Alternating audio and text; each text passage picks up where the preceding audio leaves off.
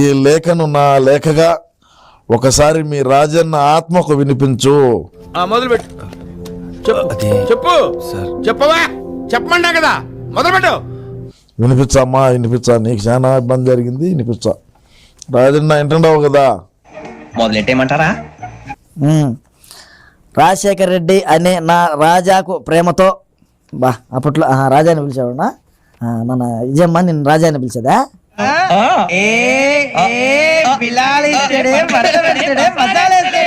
నన్ను 16వ ఏటనే మీరు పెళ్లి చేసుకున్నారు. 16 ఏళ్ళకే చేసుకున్నా. ఏమిటి సిగ్గుపడుతున్నారా?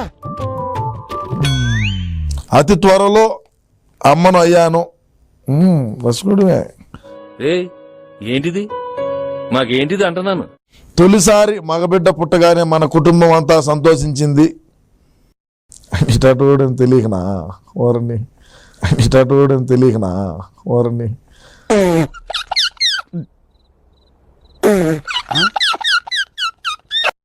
ముఖ్యంగా మీ నాన్న రాజారెడ్డి సంతోషించాడు. వాళ్ళ తాత బుద్ధులే వచ్చాయంట. ఏం చేద్దామంటావు మరి? ఏం చేద్దామంటావా? మీ నాన్న చనిపోయి వీడిలో ప్రవేశించాడని ఊహించలేదు. నువ్వు రోజు రోజుకి నాతో ఒక అవగాహనతో ఎట్లా మాట్లాడతారు అట్లా మాట్లాడుతున్నావు. నువ్వు మజాక్ చేస్తున్నావా? వీడు నీపై కేసు వేయించినప్పుడు నీ పేరు సిబిఐకి చెప్పినప్పుడు నేను పెద్దగా ఫీల్ కాలేదు, కానీ నువ్వు ఆల్రెడీ పోయావు కాబట్టి పర్వాలేదులే అనుకున్నాను. అయితే ఇప్పుడు నేను ఉండగానే వీడు కేసేశాడు, నేను ఎవరితో చెప్పాలి?